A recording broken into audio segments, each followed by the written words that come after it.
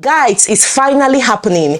The UK government just released the official statement of change that announces the date, effective date, that some of the changes that was announced in the white paper will be taking effect. Big changes that are coming in basically. So please stick with me. Let's find out exactly what's in it. Because 2 weeks ago, a statement of change was released and now another statement of change has been released. I think this is quite rare and it shows how serious this is. My name is Tochi. Welcome to my channel. Please like this video, give it a thumbs up as you're watching so YouTube can recommend it to more people. Kindly share it to everyone that needs to hear this. To all my returning subscribers, you guys are amazing. You're welcome back to today's video. If you're yet to subscribe, please click on the subscribe button right now. Thank you. Before I continue, I want to quickly tell you all about LemFi, the sponsors of today's video.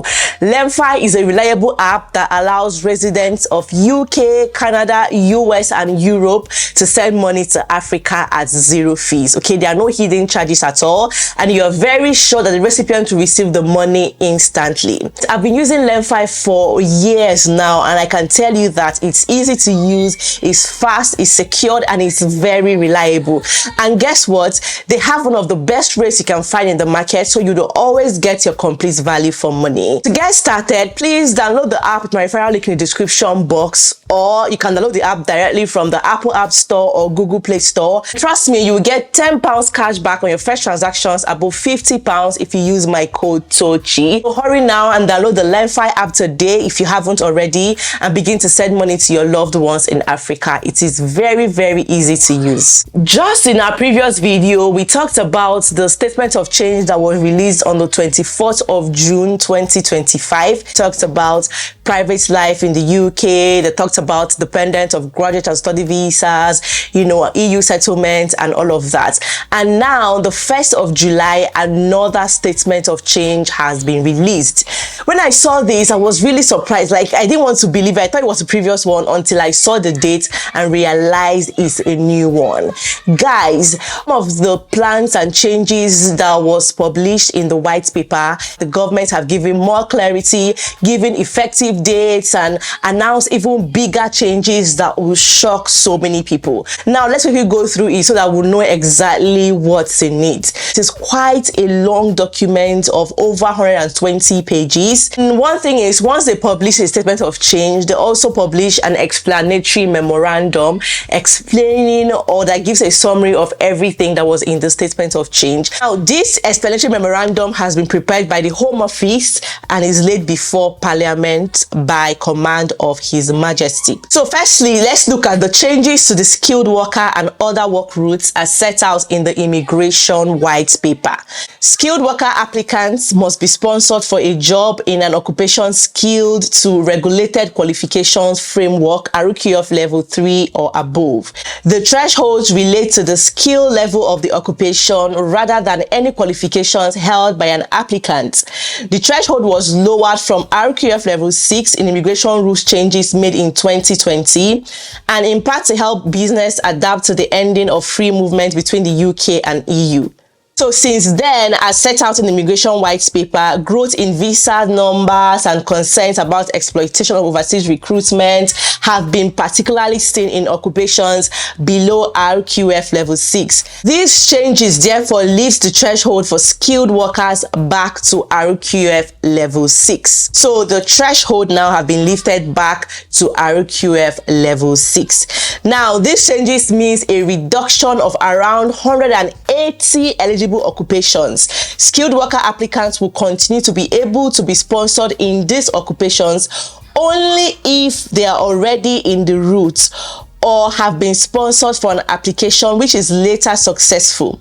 When the changes come into effect, or where an occupation is on the immigration salary list or on the new interim temporary shortage list. This is self-explanatory, right? No need to dwell too much on it.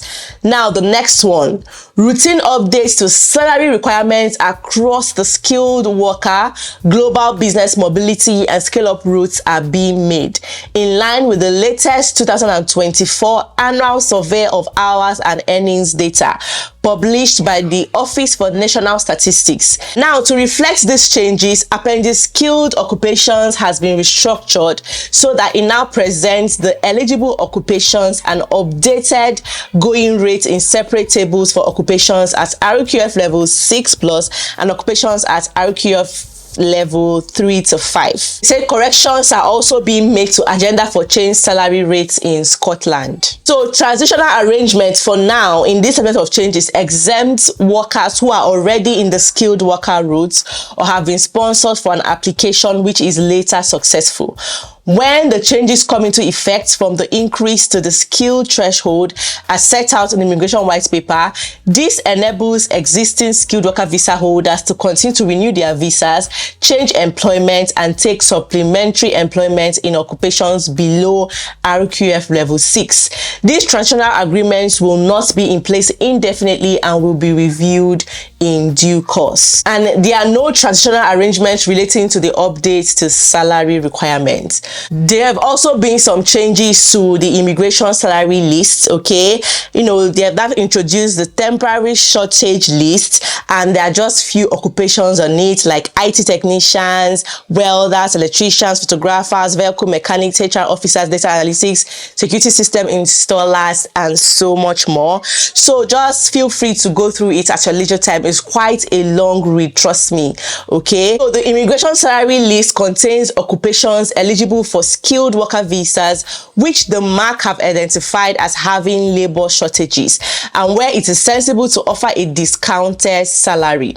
The Immigration White Paper set out that this list will be replaced by a temporary shortage list, and I've just listed some of the occupations that is on it. And then workers sponsored in occupations on either list at RQF levels 3 to 5 will not be able to bring dependents. If you're sponsored with occupations that requires RQF below level 6, right, you will not be able to bring dependent. And this does not apply to occupations at RQF 6 or above, or workers sponsored in occupations at RQF levels 3 to 5 who are already in the skilled worker routes and able to bring dependents before those changes come into effect. In line with the existing restrictions on dependents of care workers and senior care workers, these changes also exempt dependent children who were born in the UK or where the skilled worker has sole parental responsibility for them. Now, for adult social care, concerns over workers sponsored as care workers and senior care workers occupation codes 6135 and 6136 are well known. These include visa holders who have found themselves out of work due to employers overestimating demand for their services or losing their ability to sponsor workers due to non-compliance and all of the issues that we know, the abuse and everything. So as set out in the Immigration White Paper, these changes close entry applications for skilled workers sponsored in these occupation codes. You know, as we saw in the white paper, they said they're going to end recruitment of care workers and senior care workers from overseas. And now those changes also provide for in-country applications for those switching from other visa routes to continue for a transition period until 22nd of July 2028. At which point these occupations will be removed from the immigration salary list or temporary shortage list. Workers must have been legally working for the provider that is sponsoring them for at least 3 months before the date their certificate of sponsorship was issued to them by their sponsor. So basically, they are ending care worker visa, but they are also allowing people already in the UK on this visa to be able to, you know, change sponsors, switch employers, and do all of that. But they are giving a grace period from now till the 22nd of July 2028. And after that, everything about care worker visa will be removed from the immigration salary list or temporary occupation list, whatever the name will be at the time, you know. So this is basically what this is saying. So the requirement for sponsors to first try to recruit from the pool of skilled workers seeking new sponsorship is being removed. As a result of the above changes, all all applications to which the requirements applied are being closed. And as with the increase of the skills threshold, this statement of changes applies transitional arrangement to exempt workers who are already in the skilled worker routes or have been sponsored for an application which is later successful, or who switched to the route before the closing date of 22 July 2028. And they said these changes will be implemented on 22 July 2025 as detailed in the implementation section of the accompanying statement of changes. So these are the key changes basically in the statement of change that was released. You know, the key change is raising the threshold for skilled worker visas from occupations at RQF level 3 and above to occupations as RQF level 6 and above, and then salary requirements for work visas are being raised in line with the latest Office for National Statistics data